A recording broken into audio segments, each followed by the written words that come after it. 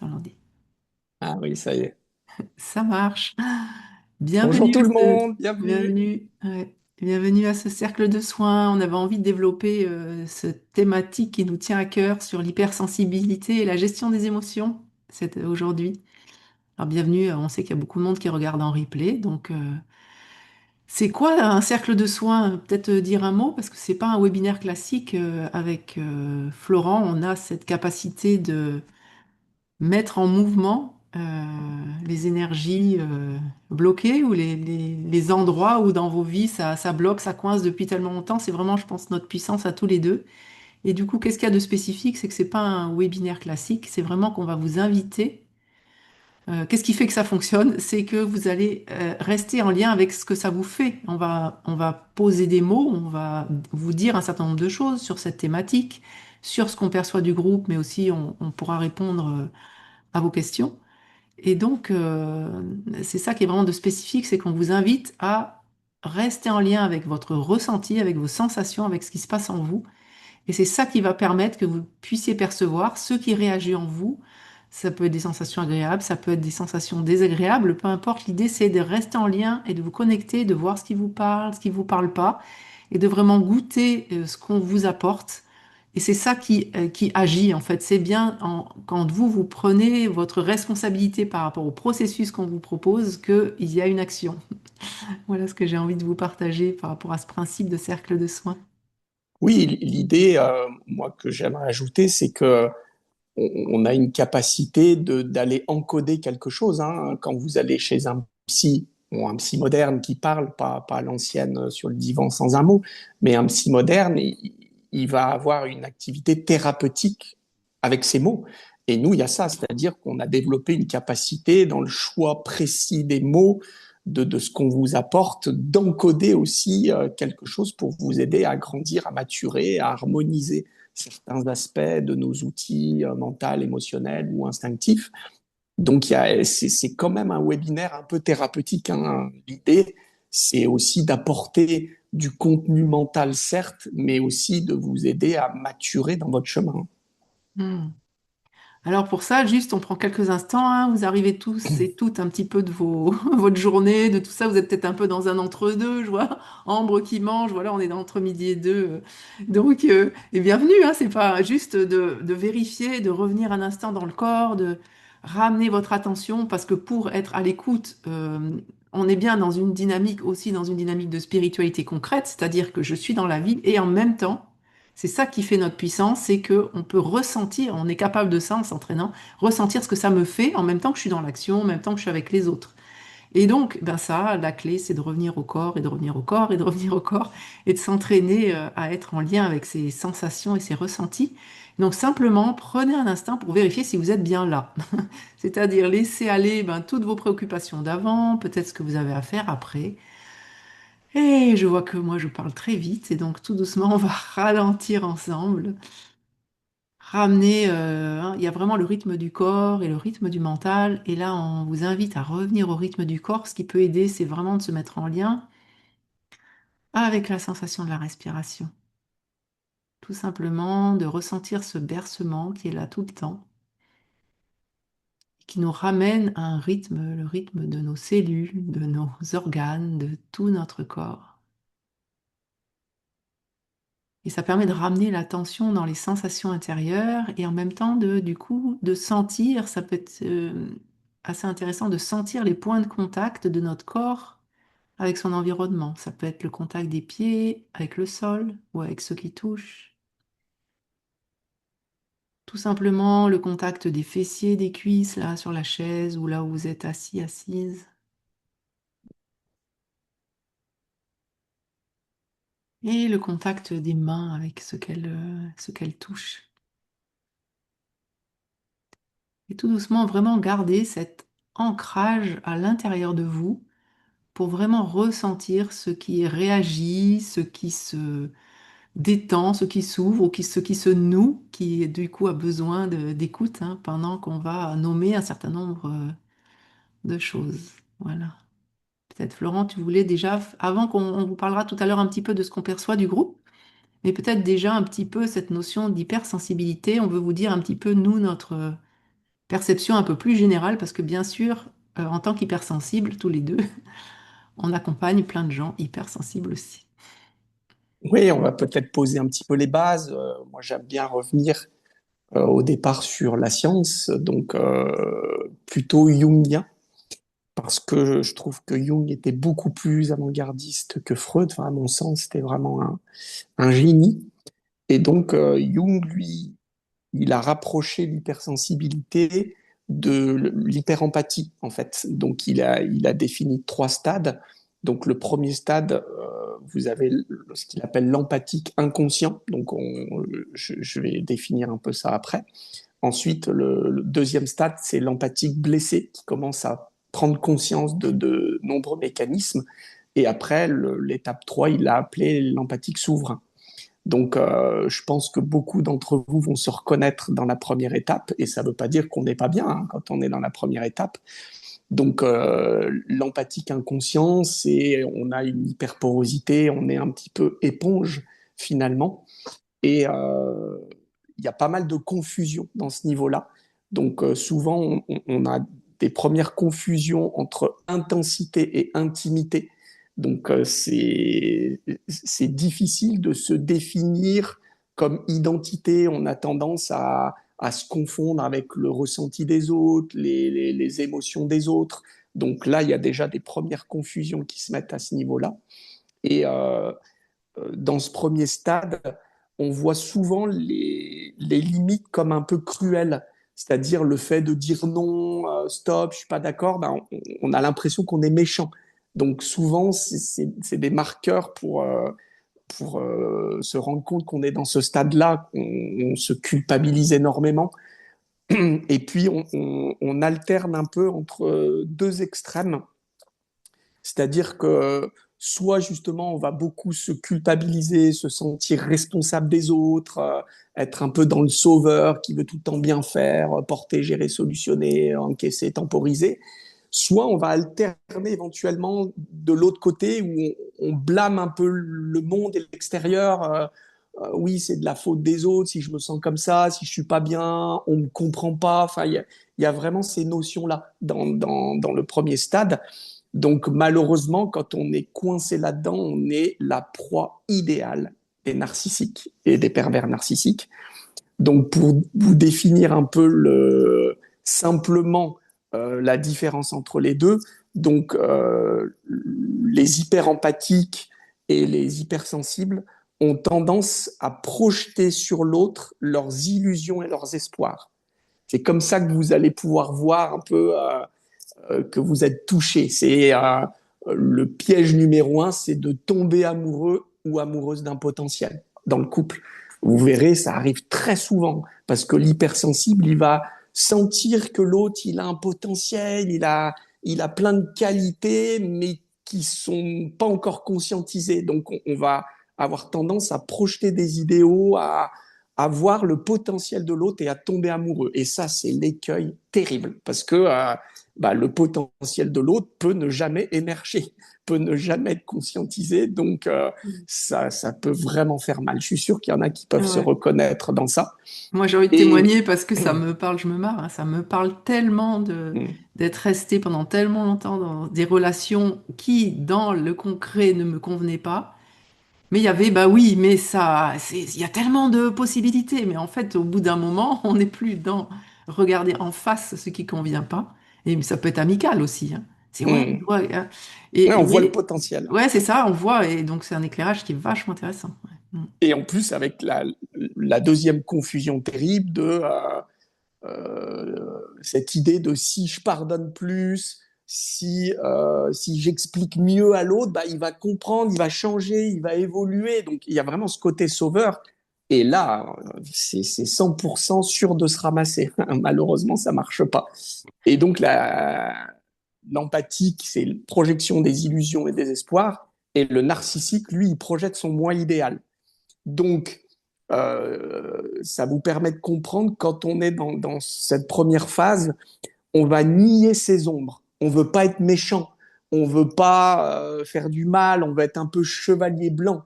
Donc lui, le narcissique, il projette justement son moi idéal sur vous. Donc ça devient une vampirisation, quoi. On se vampirise l'un l'autre. Il faut comprendre, je sais que c'est douloureux d'entendre, mais dans une relation à pervers-victime, la victime est complaisante inconsciemment, évidemment. Hein, attention, pas me faire dire ce que je dis pas. C'est inconscient, mais elle est complaisante parce que justement, elle valide de projeter ses ombres et ses idéaux sur l'autre. Et le narcissique, lui, il se nourrit en projetant le moi idéal. Et forcément, quand on commence à se réveiller, se révéler, bah, le narcissique, il nous rejette parce que bah, d'un seul coup, c'est plus le moi idéal. On commence à mettre des limites, on commence à affirmer son identité. Donc ça, c'est la deuxième phase, l'empathique blessée, où on se refamiliarise avec les colères qu'on avait mis en déni, avec l'instinct qui était en berne. On suivait pas la petite voix intérieure, quoi. On a tendance à trop moraliser, à trop vouloir être quelqu'un de bien. Donc ça, c'est le deuxième stade. On prend conscience de tout ça. Et Jung, lui, il expliquait que on reprend responsabilité de ses ombres. Qu'est-ce que ça veut dire? Ça veut dire qu'on ose être déloyal. On ose être vu comme tel. On ose être vu comme méchant parce qu'on va dire non, stop, je suis pas d'accord. On ose être vu comme infidèle parce que peut-être parfois on va pas tenir certaines promesses ou on va être infidèle à des principes de la généalogie. Donc on reprend responsabilité de ses ombres. On ose être vu plus comme un chevalier blanc, mais comme celui qui peut parfois être décevant ou détester, mais être enfin soi-même. Et enfin, bah, le dernier stade, l'empathique souverain ou le guerrier empathique, bah, celui qui vraiment se positionne, qui n'a plus peur de ses ombres, qui n'externalise plus ses ombres. C'est-à-dire que on a tous tendance finalement à projeter nos ombres sur l'autre, quoi. C'est le patron qui est méchant, c'est mon ex qui était pervers, c'est le président de la République qui est un salaud. Donc il y a eu beaucoup d'externalisation des ombres et dans le stade 3, on en reprend pleinement la maîtrise. Et Voilà, du coup, c'est là j'espère que... qu'on dompte nos super pouvoirs, parce qu'en tant que hypersensible, moi j'ai vécu ça pendant jusqu'à l'âge de 40 ans comme vraiment un boulet. C'était vraiment un problème de ressentir tout, d'être connecté à tout ce qui se passait dans la rue. Il y avait des gens qui se parlaient un peu durement, je me mettais à pleurer. Enfin, la télé tout le temps est hyper, pour moi, confrontant, etc. Et le fait de se réapproprier tout ça fait que, en fait, on peut enfin proposer au monde nos super pouvoirs puisqu'on prend conscience que cette sensibilité, on apprend à la dompter, à la gérer, pour offrir, parce que j'ai quand même la croyance au fond que ce sont nous, entre guillemets, nous, vous, qui êtes là, les hypersensibles, qui créent un nouveau monde beaucoup plus, dans des relations beaucoup plus humaines, et avec le cœur, et notre sensibilité, et notre créativité, et donc il y a quelque chose de douloureux dans le monde qui s'effondre aujourd'hui, et en même temps d'avoir cette conscience qu'en domptant nos ombres, et tout, enfin, tout ce qui en nous, toutes ces mémoires qui font que on ressent des blocages, des crispations et que c'est compliqué, ben, en domptant tout ça, on peut aussi du coup diffuser nos... Parce que moi je considère qu'on a vraiment des super pouvoirs, nous les hypersensibles.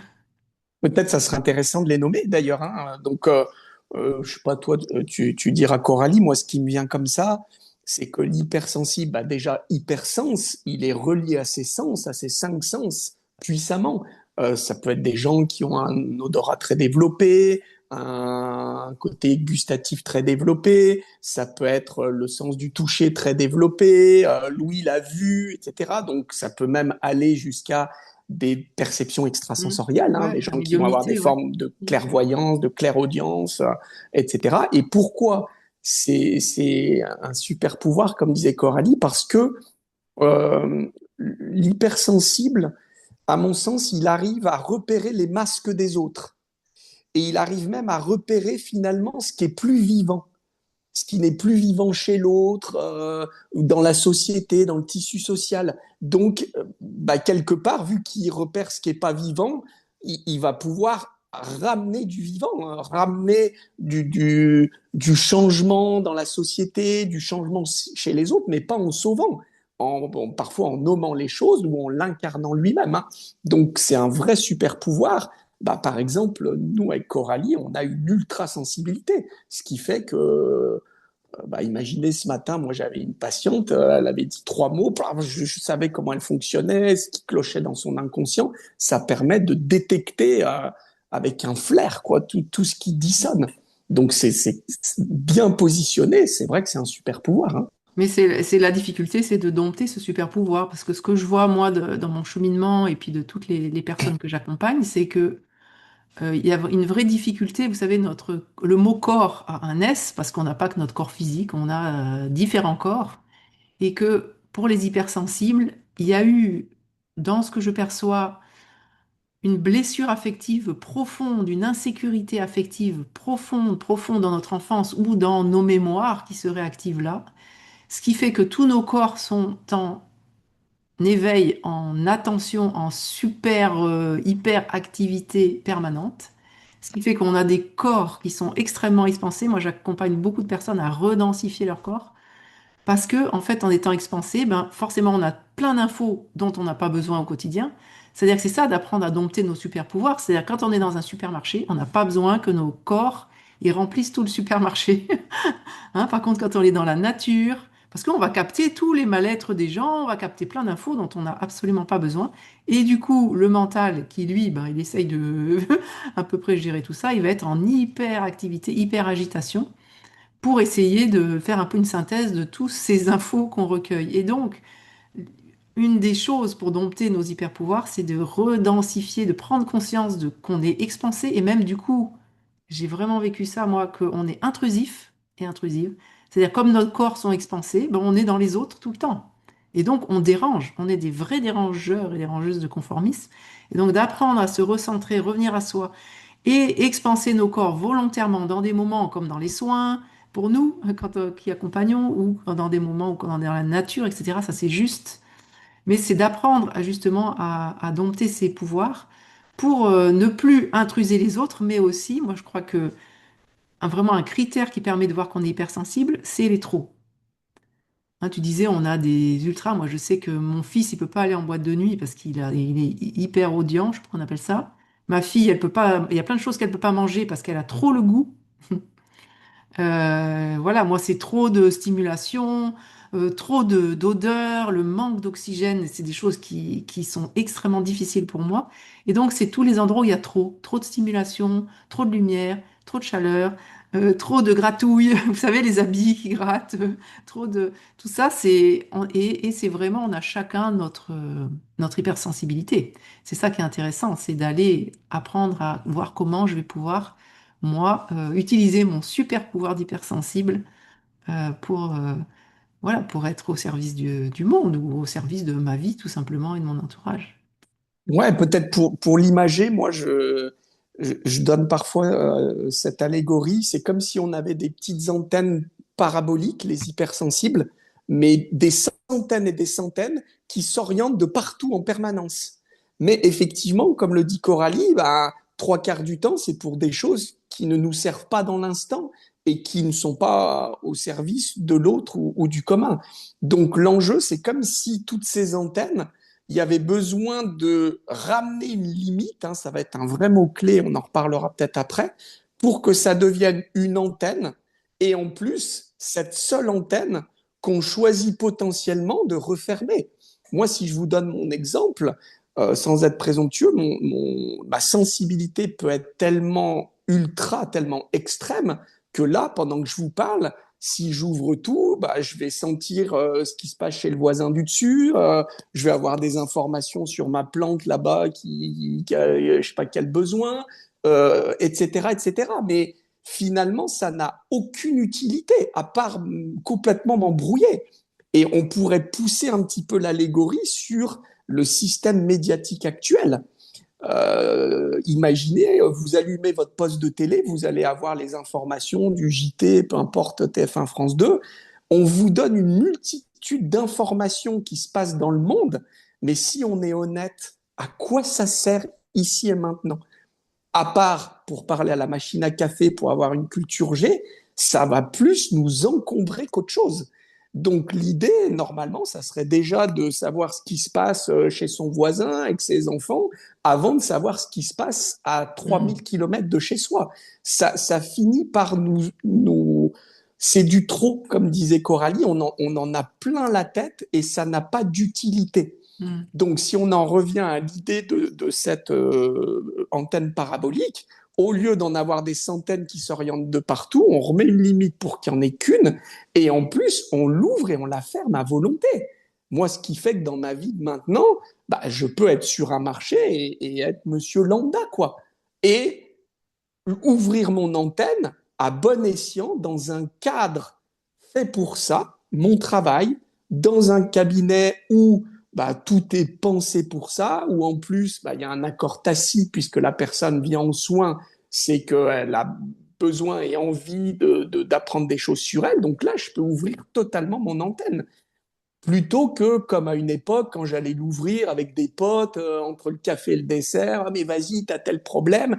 Bah là il y a un souci quoi, c'est-à-dire que à ce moment-là de ma vie j'avais un problème de reconnaissance, donc le sauveur qui allait sauver tout le monde entre le café et le dessert en étant reconnu, mais comme disait Coralie, ça devient intrusif finalement. Alors, peut-être ça a pu faire un peu mal ce que tu as introduit, Coralie, parce que souvent les hypersensibles, ils vont dire, ouais, mais c'est plutôt le monde et les autres Mm. qui Mais non, m'intrusent. Et c'est vrai, c'est 50% du problème, c'est les deux. et c'est un peu plus dur d'aller visiter l'autre côté de la pièce. Et effectivement, nous les hypersensibles, Mm. notre écueil, c'est d'être intrusif malgré soi. Soit parce qu'on est sauveur, soit parce qu'on a les corps qui se barrent dans tous les sens. Nous, on va pas s'en rendre compte, mais il y a des gens qui vont pas nous aimer parce que ça va comme les envahir, mais de façon un peu subtile. Hein. Donc, ça peut poser des problèmes avec la hiérarchie au boulot, dans la Mm. famille, etc. Parce que les gens ont l'impression qu'ils ne savent pas l'expliquer, mais ils se sentent Mm. mal en notre présence. Ça va dans J'ai, les deux sens. Ouais. moi, clairement, j'ai vécu ça quand j'avais pas cette conscience-là avec mon N+5 qui était dans une structure et je me suis fait mais cartonner parce que il sentait que j'étais un danger pour lui. Et il l'a dit. Je comprends pas, Coralie, on dirait qu'elle voit au travers de moi. J'avais Mmh. pas et je pense que j'étais extrêmement dérangeante en fait. Et je me suis mis en difficulté même du fait de ça. Donc c'est important et je crois que avant qu'on en vienne à ce qu'on perçoit dans le groupe, parce qu'il y a quelque chose qu'on va développer après par rapport au groupe, c'est cette notion de mettre un cadre dont tu as parlé plusieurs fois, Florent. C'est notre masculin intérieur et on doit demander son soutien, hein, parce que quand on est complètement flottant, c'est quelque chose de très féminin, de très, tu as parlé de, voilà, d'empathie, etc. Et pour avoir notre équilibre intérieur, ben, c'est vraiment ces deux axes que l'on doit cultiver, notre masculin qui amène un cadre et de la sécurité pour que le féminin puisse se déployer, mais pas dans tous les sens, pas de manière anarchique, etc. Ouais, Euh, ni intrusive, ni ouais, sauveur ou c'est sauveuse. ça. Ouais. Ouais. Ouais, c'est important. Juste avant qu'on passe à ce qu'on perçoit du groupe, il y a la question de Lily. Est-ce possible d'osciller entre empathe et narcissique? Oui, oui, c'est tout à fait possible. C'est un C'est petit peu l'histoire du plus triangle rare. dramatique où on tourne d'un Et état à un attention, autre. on parle bien de narcissique. Hein. Lily, pervers narcissique, c'est un autre stade. Narcissique, honnêtement, je suis pas sûr d'avoir rencontré un humain sur des milliers d'êtres que j'ai croisés en 30 ans qui n'avait pas un minimum de relents narcissiques, hein, c'est-à-dire ce besoin d'exister. Imaginez le sauveur, donc, qui peut être très empathe, finalement, si on détaille pourquoi il veut sauver, bah, il y a un besoin de reconnaissance, donc il y a un besoin de trouver sa place par ce biais, il y a bien quelque chose de narcissique dedans. Donc oui, oui, c'est une très bonne question, on peut alterner dans les deux. Mm. Après, pervers narcissique, c'est un autre stade. Là, je crois pas en avoir croisé. Le pervers narcissique sera pas empathique. Ouais, c'est un peu antinomique. Cool, merci. Ça va? Ça va? On continue? Ça vous va? Oui. Du coup, on avait envie de vous dire deux, trois mots, puisque vous êtes là, on s'est retrouvés aujourd'hui sur cette thématique-là, c'est pas pour rien, de ce qu'on perçoit en lien avec cette thématique ben, dans les personnes qui sont inscrites, hein, qui sont là ou pas, mais qui sont inscrites à ce webinaire. Moi, il y a ce que je perçois, c'est qu'il y a une forme de vibration et je me mets dedans, puisque je suis en train vraiment de visiter ça aussi pour moi Il y a quelque chose de très vibrant dans les corps du groupe et dans nos corps qui est un peu en mode survie. Un mode survie qui fait écho, l'environnement dans lequel on baigne en ce moment, hein, c'est quand même un peu en mode survie. Et c'est comme si ben, nous, hyper empathes, hyper sensibles, ça vient activer, parce que ça nous appartient, hein, si on vit ça, c'est que si on n'était pas du tout dans cette dynamique-là, ça ne nous toucherait pas. Hein, mais le fait qu'on soit touché par ben, ce mode de survie qu'il y a actuellement un peu dans la société, fait que oui, il y a des parts de nous aussi qui sont en survie. Et moi, je perçois vraiment que dans le groupe, il y a quelque chose de très agité dans la vibration qui est ouh là là, mais comment je vais faire? Ouh là là, mais est-ce que je vais y arriver? Comment je vais m'en sortir? Alors, ça peut être sur un point ou sur un autre, c'est pas tout, forcément tous les axes de la vie. Euh, mais déjà, vous pouvez vérifier si ça vous parle ou pas, de juste vous poser un instant et de ressentir si quelque chose vibre en vous d'une espèce de tension, d'une vibration un peu comme comme s'il y avait un son super aigu, un truc qui vibre très très très très à une fréquence très très forte et qui au fond est terrorisé en fait, terrorisé de quelque chose. Ok, cool. Alors, moi, j'irais sur. Je sens que les limites, c'est pas assaini dans le groupe. Il y a encore des choses qui doivent vraiment s'intégrer sur cette notion-là où on insistait de limites. Et c'est comme si dans le groupe, il y a encore un mécanisme, une difficulté de percevoir l'autre, les autres avec leurs enjeux, leurs douleurs, leurs problématiques sans absorber. Il y a une fragilité là-dessus dans le groupe. Hein. Il y a quelque chose qui est encore un peu empathie poreuse, quelque part un peu éponge, on pourrait dire. C'est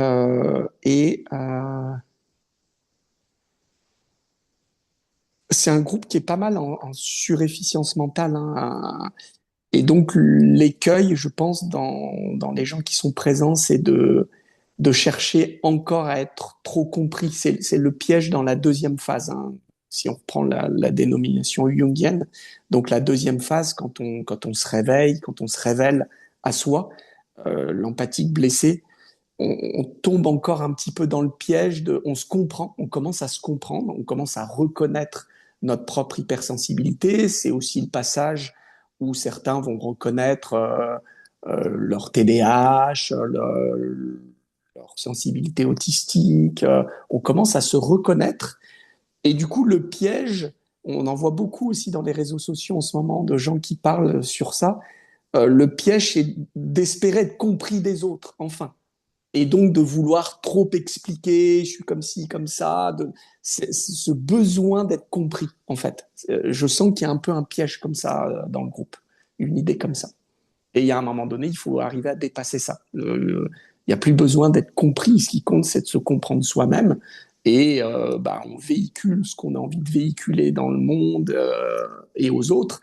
Après, ce que les gens comprennent, bah, ça n'est plus notre responsabilité.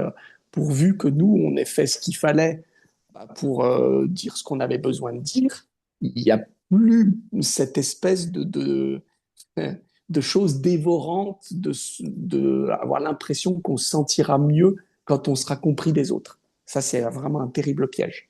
Mm.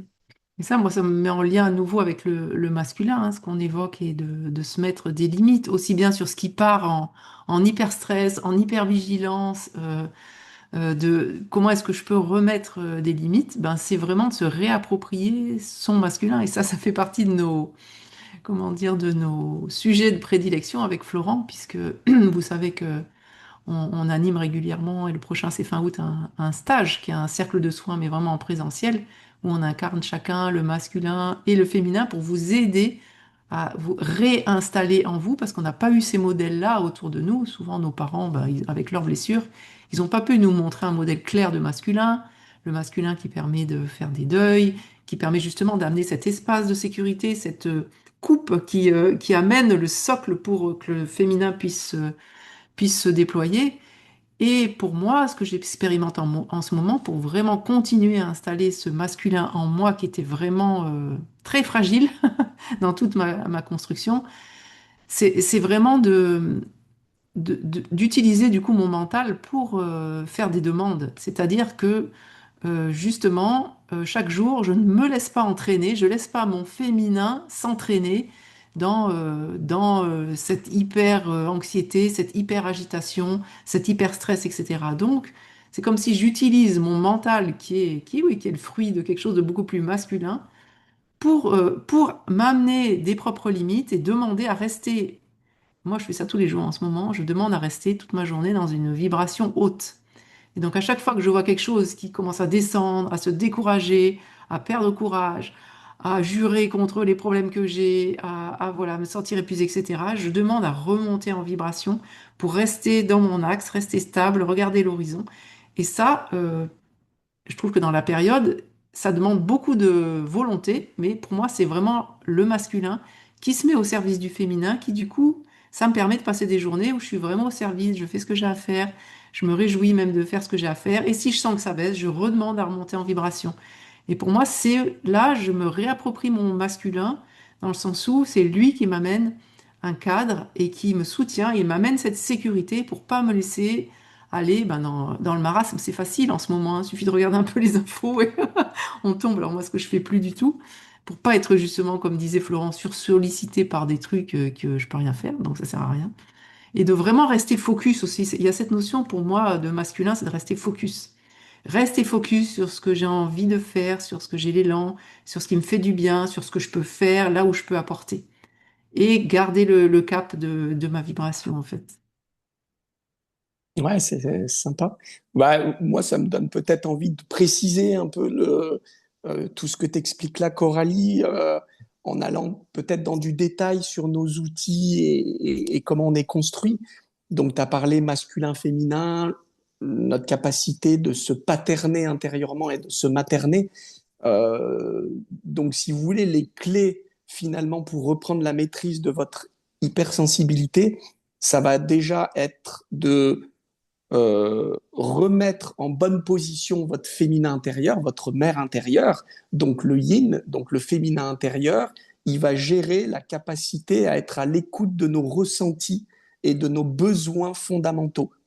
Donc forcément, si vous revenez à l'écoute de ça, bah, les besoins fondamentaux, vous allez vous reprioriser. Donc vous allez être un peu moins à vouloir sauver tout le monde, un peu moins à vouloir vous occuper des besoins des autres. Ça va vous remettre un peu plus sur vous-même.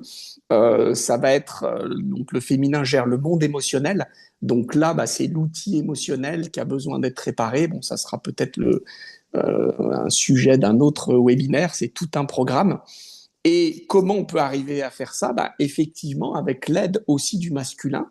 Donc le yang, cette partie-là va gérer les limites, donc pouvoir dire non, stop, je suis pas disponible, je suis fatigué, j'ai pas envie, de ne pas supporter ce qui ne devrait pas l'être, de ne pas encaisser ce qu'on n'aurait pas dû encaisser. Donc ça va permettre un petit peu tout ça.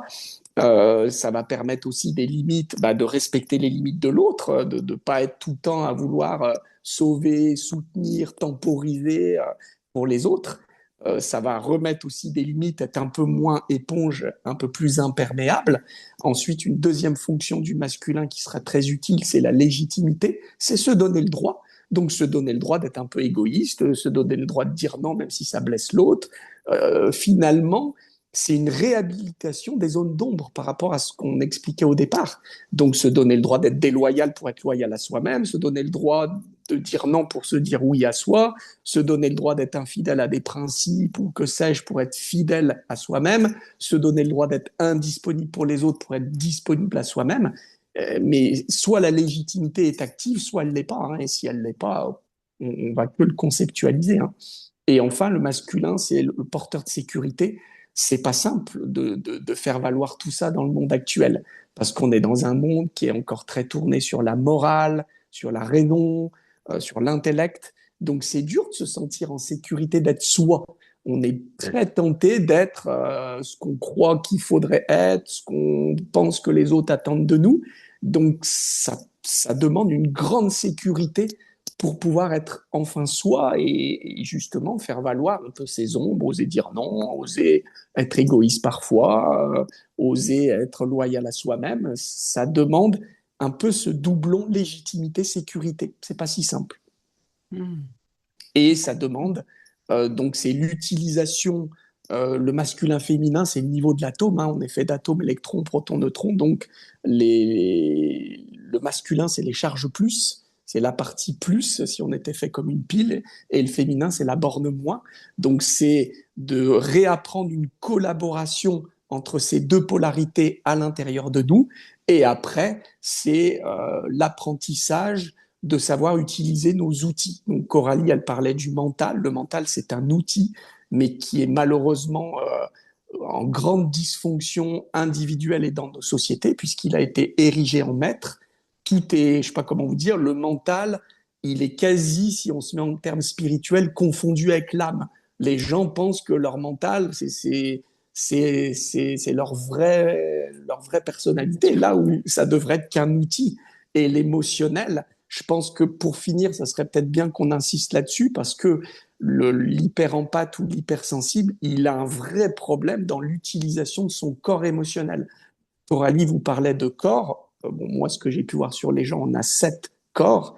Donc, les corps les plus en bas, ça va être le corps physique, évidemment.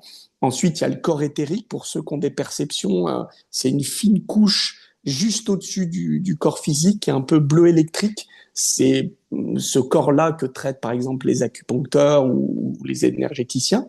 Et ensuite, on a le corps astral, donc c'est le corps émotionnel. Donc c'est l'outil qui nous permet justement de ressentir le monde et de lui donner du contraste. Et ensuite, on a le corps mental. Donc le corps mental, c'est celui qui va donner une forme au monde, qui permet finalement de coaguler le niveau atomique. Sinon, on verrait que des atomes et des électrons en mouvement. Donc ça donne une forme, ce qui nous permet de nous voir humains, de voir le bureau, de voir les écouteurs. Ça donne une forme au monde et ça permet de comprendre et de traduire, mais ça ne devrait être qu'un outil et il est érigé en maître. Et après, on a 3 autres corps. Bon, je ne veux pas trop insister. Il y a le corps causal, le corps bouddhique et le corps atmique. Donc ça, c'est les corps supérieurs, mais là, il faut déjà avoir réglé, pour y avoir accès, les premiers corps. Donc l'hyper-empathique, il a un vrai souci avec son émotionnel. Si je simplifie, l'hyper-empathique est identifié à ses émotions. Mm. Donc il prend tout plein fouet, il est identifié, on lui dit t'es méchant, je suis méchant. Il s'identifie là où normalement ça ne devrait être qu'une information. Donc notre système émotionnel est là pour nous donner des informations point barre. Et dans l'hyper-empathie, dans l'hyper-sensibilité, on s'identifie aux émotions. Et c'est ça qui doit commencer à se régler. Normalement, l'émotionnel, bah, on ressent quelque chose et après, il faudrait comme coller son émotion, vous savez, comme des post-it, pour après régler ça.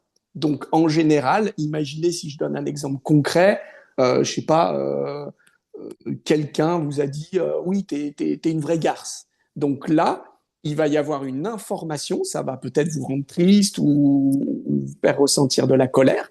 Donc vous vous laissez ressentir, mais ensuite des identifications, comme si on collait un petit post-it, colère, tristesse, et ensuite en différé au départ. Hein, il faut du temps. Une fois qu'on est très aguerri, on peut quasi le faire en simultané, mais au départ, il faudra différer ça. Ben, on reparle à la personne. Soit on va rentrer dans le dialogue pour essayer de faire valoir ce qu'on a ressenti, etc. Soit on va rendre justice au corps émotionnel. Donc ça peut être par des mots, par des actions, jusqu'à même à des actions judiciaires. Soit on va décharger l'émotion. Donc décharger l'émotion, imaginez que vous ayez une grosse colère, donc là vous allez la ressentir. Après, il faudrait arriver à la contenir. Donc c'est pas le déni et c'est pas la balancer sur l'autre. Ça c'est les deux pièges. Donc faut arriver à la contenir, ça demande une gymnastique, ça, il faut du temps pour arriver à ça. Une fois qu'elle est contenue, on va la transformer en autre chose. On va la rendre positive. La colère, bah, c'est une énergie d'action, de mouvement. Donc, bah, ça peut être au départ, on l'évacue dans le sport, ou on l'évacue dans une activité manuelle ou artistique. Donc, ça devient une transformation. Et ça, c'est un peu l'enjeu enfin, le deuxième enjeu, outre tout ce qu'on a expliqué, le deuxième enjeu des hypersensibles, c'est d'arriver à se décorréler de ses émotions. Ça n'est qu'un nuage qui passe en nous, une information, il faut se désidentifier. Et après, bah, faut l'utiliser soit dans le dialogue, soit dans rendre justice, soit éventuellement dans l'évacuation par du sport ou par agir, faire quelque chose. Hmm. Voilà. Merci. Peut-être on a envie de vous entendre un petit peu là, Ouais, ça serait s'il y bien. en a, si Mm. vous avez des questions par rapport à quelque chose qui vous touche, ou voilà, je vais peut-être lire le commentaire de Lily. Besoin de me sentir comprise par une personne qui peut m'accompagner dans ma propre compréhension de moi-même, moi-même, AIME, et de trouver, pratiquer les outils qui me conviennent avec plus de régularité pour soutenir ma santé parfaite, juste énergie dont j'ai besoin au quotidien. Ben, c'est ça en fait, le fait de ramener, de redensifier nos corps, hein, parce que quand nos corps sont tout éclatés, forcément notre énergie, elle est dissoute à l'extérieur. Et donc, cette intention de vraiment prendre conscience de son corps physique, de ses corps et d'être vigilant à pas aller intruser ce qui se passe tout autour, fait qu'on récupère aussi l'énergie puisqu'on on redensifie notre énergie en fait, hein. Mm. Ouais, je pense que Lily, dans ce que je capte de tes mots, il y a un petit piège. C'est te faire comprendre. C'est très bien dans la vie de pouvoir se faire comprendre. Seulement, le piège, c'est que ça ne doit pas être un enjeu, ni un but, ni une finalité. Effectivement, quand on se répare, bah, on arrive mieux à exprimer ce qu'on ressent, qui on est, et c'est important. Donc, c'est un passage obligatoire d'arriver à mieux s'exprimer pour se faire comprendre, mais après, ça n'est plus un enjeu. Si l'autre ne te comprend pas, ben, il ne te comprend pas, c'est comme ça. Je sens que le piège, ça pourrait être justement comme une, comment on pourrait dire, une injonction en toi de pour aller bien, il faut que je me fasse comprendre, il faut que j'arrive enfin à me faire comprendre. Oui, c'est important, mais ça ne doit pas être un enjeu. Ça ne doit pas être une finalité. Tu auras plus d'outils pour te faire comprendre. Après, si les autres te comprennent pas, Mm. et ben c'est qu'il n'y a pas d'affinité, il faut changer quoi. Et voilà. Ça fait partie des deuils, hein. Moi, j'ai vécu ça quand j'ai divorcé avec le père de mes enfants. C'est qu'à cette époque, ça me rendait folle qu'ils ne me comprennent pas. Et j'ai vu que, oui, on se comprenait plus et c'est là notre masculin va aider à faire parce que faire des deuils, vous savez ce que c'est pas que juste par rapport à des personnes décédées, c'est accepter certaines situations aussi et donc accepter que l'autre ne nous comprenne pas. Ça fait partie des deuils qu'on a à faire. Et du coup, on est beaucoup plus en paix parce qu'on est avec soi-même. Plutôt que d'attendre une validation extérieure, ben, on va revenir à soi et voir ce que ça nous fait. Parce que le mouvement, il est là. J'attends que l'autre me comprenne. Qu'est-ce que ça me fait si l'autre ne me comprend pas? Ben oui, je vais revenir à moi. Et là, du coup, je reprends ma souveraineté, je reprends responsabilité. Oui, oui, je ressens quelque chose qui est mais qui aimerait tellement être compris, hein. Et vous voyez que là, ça n'a rien à voir avec la situation que vous êtes en train de vivre, si vous écoutez vraiment. Mais c'est un écho à des mémoires ou à des traumas d'enfance où vous auriez tellement aimé être compris ou comprise. Donc vous voyez bien que en vous agrippant à la situation extérieure, vous n'avez pas votre souveraineté. C'est en revenant à soi qu'on a les clés dans nos mémoires de ce qui s'est passé qui fait qu'on aimerait tellement que l'autre nous comprenne. Donc c'est vraiment ce mouvement pour lequel on vous accompagne C'est même de un prise de deuil responsabilité. obligatoire, hein. Mm. Coralie, tu disais, moi je dirais que c'est même un deuil obligatoire. On ne peut pas y couper parce que, rappelez-vous ce qu'on expliquait dans le stade 1, les illusions. Ça doit être un jour ou l'autre la fin de l'illusion. Vous ne pourrez jamais comprendre totalement les autres ni être compris par les autres. C'est impossible. Même quelqu'un qui aurait une ultra-sensibilité, des ultra-perceptions, ne peut pas être totalement à la place de l'autre. Il ne peut pas devenir l'autre. Il peut en avoir un aperçu, certes un peu plus précis, mais il y aura quand même des zones d'incompréhension. Donc c'est nécessaire, un jour ou l'autre, de traverser ce deuil douloureux de je ne serai jamais compris totalement des autres, y compris de mes proches, enfants, époux, épouse et parents. C'est un deuil obligatoire à traverser, sinon c'est impossible d'être heureux. Mm.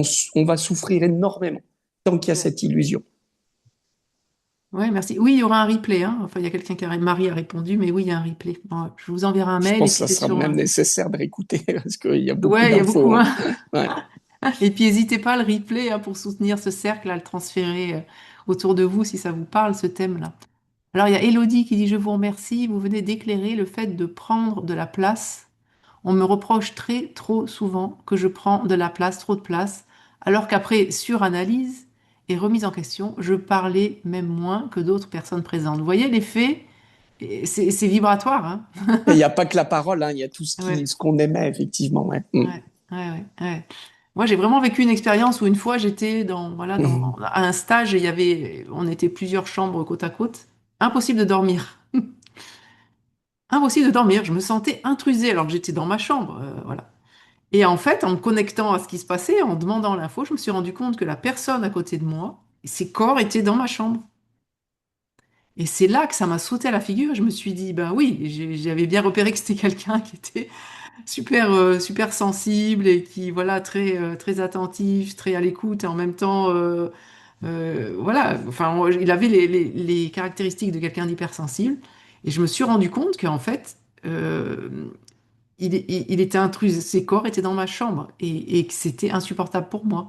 Et donc, ça m'a permis de regarder un peu tout un tas de situations au travers de mon attitude, celle que je vous nommais tout à l'heure professionnellement quand j'étais salarié dans une entreprise là, et de voir que en fait, on est vraiment des gros dérangeurs quand on maîtrise pas nos corps, hein, qu'on est là tout simplement sans faire attention. Et ben oui, on intruise et les personnes, comme disait Florent tout à l'heure, les personnes sensibles peuvent vraiment, c'est pas conscient, mais on peut les mettre mal à l'aise en fait. Mm. Ouais, alors pour le coup, là, sur mesure, ça coince dans le groupe. Le corps mental n'arrive pas à intégrer. Donc, je vais essayer de donner des phrases clés pour que ça passe. En fait, c'est comme si le groupe avait besoin de comprendre, mais pourquoi? Pourquoi nos corps auraient tendance à autant s'étaler? En fait, c'est comme vous l'expliquez, les hypersensibles, c'est pas arrivé par hasard, c'est que souvent il y a eu des souffrances, soit de pas être compris, pour certains des violences, pour d'autres même viols, attouchements, Mm. etc. Ça va naître quand même, c'est assez rattaché aux souffrances.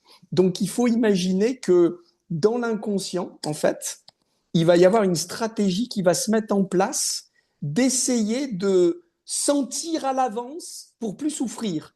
Donc, du coup, ben, cette stratégie, elle va utiliser cette idée de si je déploie un peu Mm. plus mes corps, je vais pouvoir sentir à qui j'ai affaire et je me ferai pas berner. Je vais pouvoir sentir l'ambiance d'une salle et comme ça, je vais peut-être pas souffrir ou être pris pour un con, une conne. Enfin, il y a une idée de se vouloir se protéger.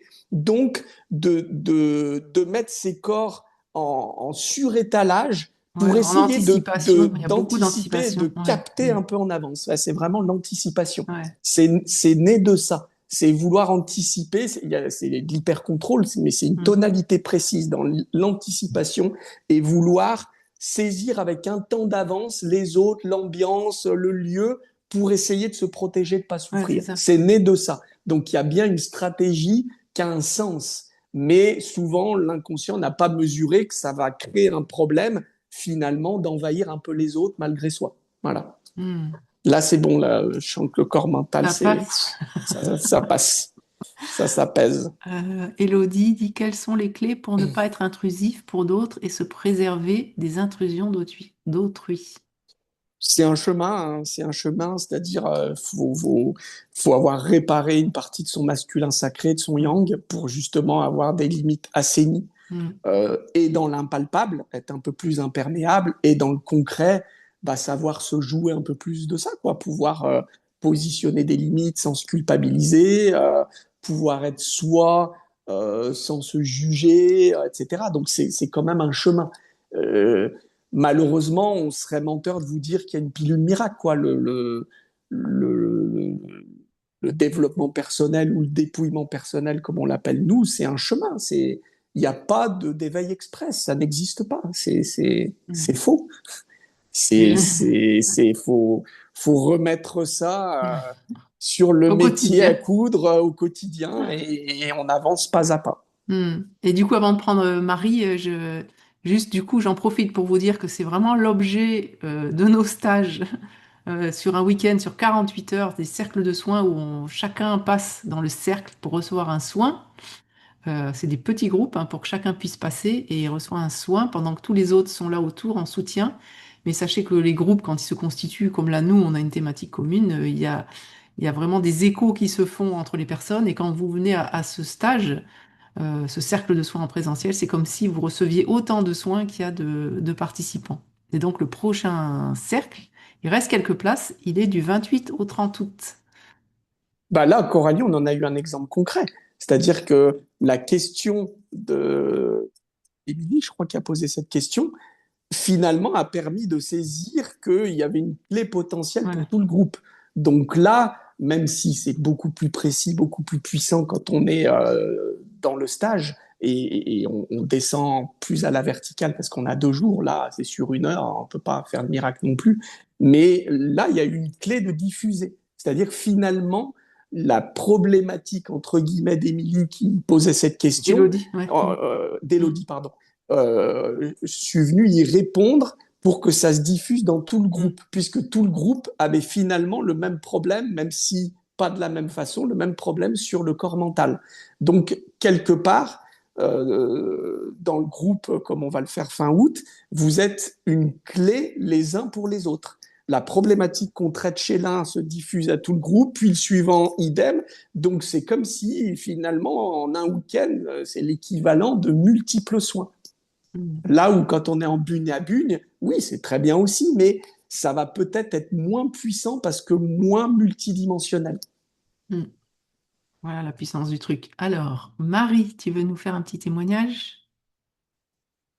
Oui, donc c'est fort intéressant parce que ça me permet de comprendre pourquoi je peux être aussi dérangeante pour et la famille et certains amis. Euh, je pense que je m'expanse un peu trop, même quand je parle pas.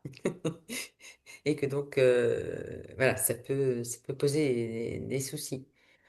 Et par rapport à vos éclairages antérieurs, je voulais savoir si ce que vous percevez au niveau du yang, s'il est un peu plus intériorisé en ce qui me concerne.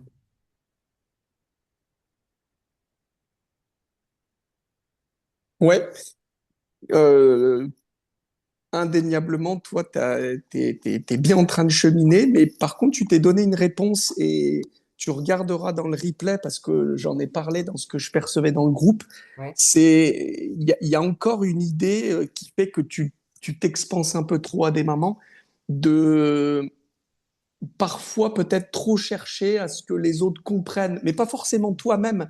Tu Ouais, sais, c'est ouais. aussi le piège des gens qui sont un petit peu réveillés, qui aimeraient que les autres se réveillent, qui comprennent que. Donc on en devient. Moi, je donne souvent cette idée. Imagine, les gens qui sont réveillés actuellement sont un peu des insomniaques, si j'en fais une allégorie. J'avais fait une vidéo là-dessus. Imagine, tu es dans un internat et tu t'es réveillé à 4 heures du mat. Ouais, ok, t'es réveillé plus tôt, ça y est, t'as conscience du monde qui t'environne, mais les autres, ils ont peut-être pas envie qu'on les fasse chier à 4 heures du mat pour les réveiller, quoi. Donc, c'est un jeu aussi, tu vois, de pouvoir dire des choses, mais à nouveau sans enjeu. Il y a des gens, c'est pas leur moment de se réveiller, ils ont envie de faire la grasse mat, si je poursuis l'allégorie, et toi, il y a quelque chose qui peut être un peu trop convaincu et convaincant et donc déborder un peu. Ouais, je pense que c'est une vraie difficulté, nous, en tant qu'hypersensibles, comme on a sur certains plans des hyperperceptions, on est à l'avance, on perçoit des choses, on a envie de faire bouger les choses. Et je pense que, enfin, moi, ça a été vraiment une difficulté que j'ai eue tout au long de ma vie, c'est comment trouver le bon timing par rapport à son environnement. Comme dit Florent, les gens, ils sont toujours en train de dormir. Et nous, à 4 heures du matin, on aimerait bien les secouer et leur dire, ouais, j'ai trouvé un truc génial et tout ça. Et je pense que c'est une vraie difficulté, ça demande énormément d'humilité. Et ce chemin d'humilité, il n'est pas simple en fait. C'est de rester disponible. Moi, je le vois en tant que maman aussi. C'est-à-dire avec ses enfants, il y a des fois, je suis là, je pousse et tout ça. Puis ils me disent, mais non, écoute, maman, tu nous saoules avec ton truc. Et c'est de rester disponible, d'offrir des ressources. Ils savent qu'on est un pilier, ils savent qu'on est là pour eux. Ça peut être pour les amis et pour la famille, hein. Mais moi, c'est tellement prégnant avec mes enfants. Euh, mais de pas les pousser dans leur cheminement, quoi. Parce Mm. qu'on génère des résistances quand on fait ça. Ah bah oui. Et je trouve que ça demande beaucoup d'humilité. C'est extrêmement difficile. Et quand on voit plein de choses, on voit les schémas qu'il y a à l'arrière, on se dit, punaise, mais c'est pas possible. Si, tu vois, mais moi, tiens, si elle faisait une séance avec moi, bah, punaise, ça Mhm. permettrait de débloquer un truc, Retrait. quoi. Et de rester à sa place et d'offrir sa présence et ben c'est un gros challenge pour nous Et de qui la percevons. patience, hein. Ça Ouais. demande beaucoup de patience, hein. Imaginez, moi, je me suis réveillé à minuit, si je fais dans l'allégorie. Donc, tout ce qui se conscientise, tout ce qui s'est conscientisé dans le Covid, moi, c'est des choses que je voyais il y a déjà une vingtaine d'années, quoi. Donc, c'était hyper souffrant. Moi, je me disais, mais je suis dans un asile de fous à ciel ouvert. Enfin, je peux plus, quoi.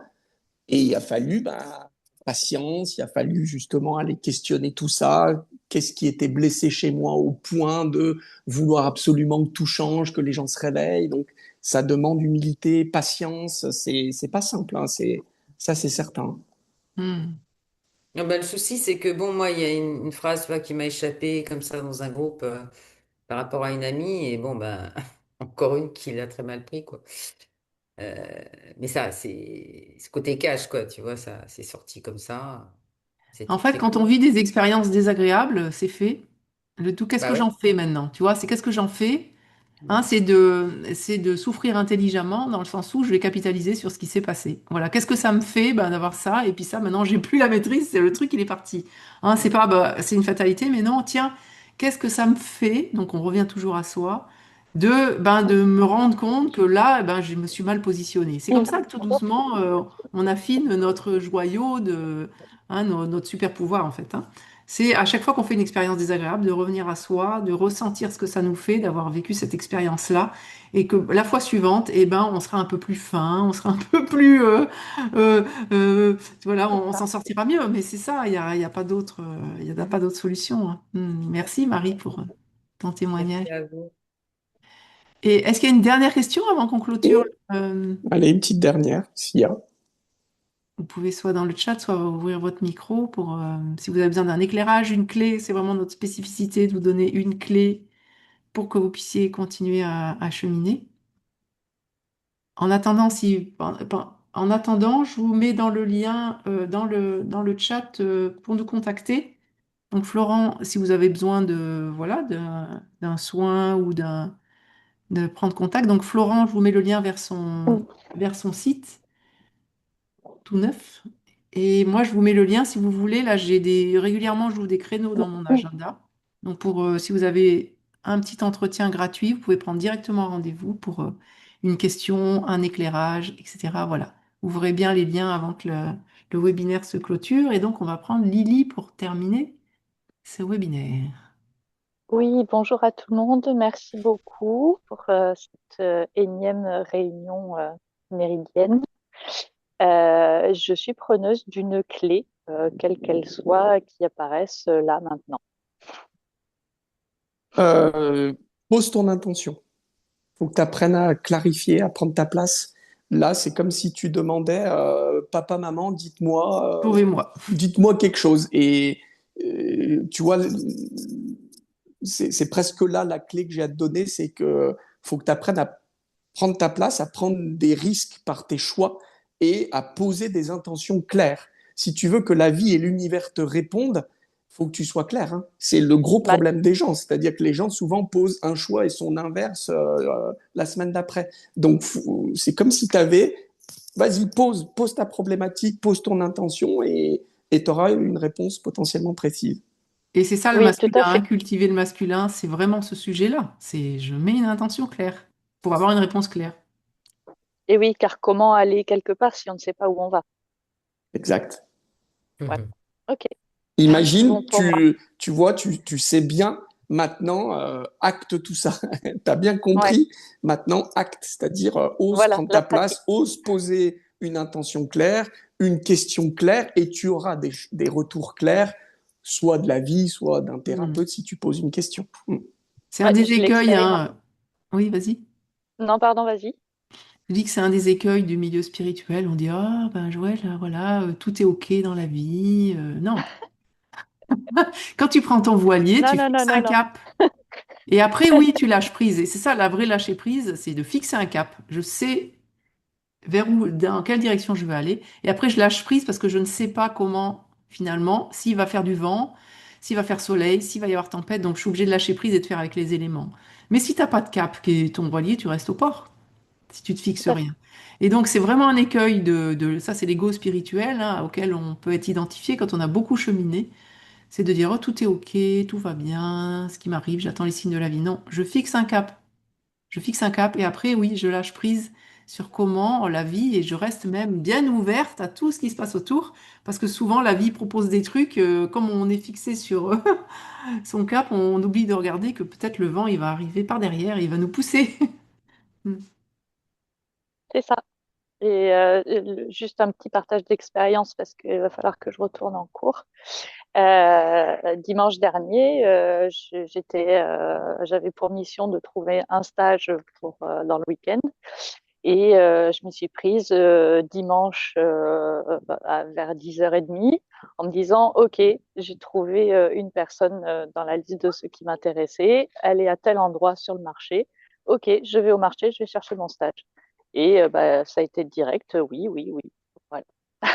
L'intention était claire au départ Ouais, et donc il n'y tu a vois, rien d'autre que ouais, j'ai laissé intervenir en fait sur le trajet de ça. super. Donc ça veut dire qu'il y a des axes où tu arrives et puis d'autres où bah, tu peux appliquer ça vu que tu l'as déjà fait l'expérience, tu peux l'appliquer dans d'autres domaines de ta vie où tu sens que ça flotte. Voilà, ouais. Et Merci Ambre, beaucoup. ouais, Avec merci. Et Ambre plaisir. te remercie pour ta prise de parole parce qu'elle se sent concernée. Vous voyez, c'est ça, les cercles de Ah soins, ben ravi.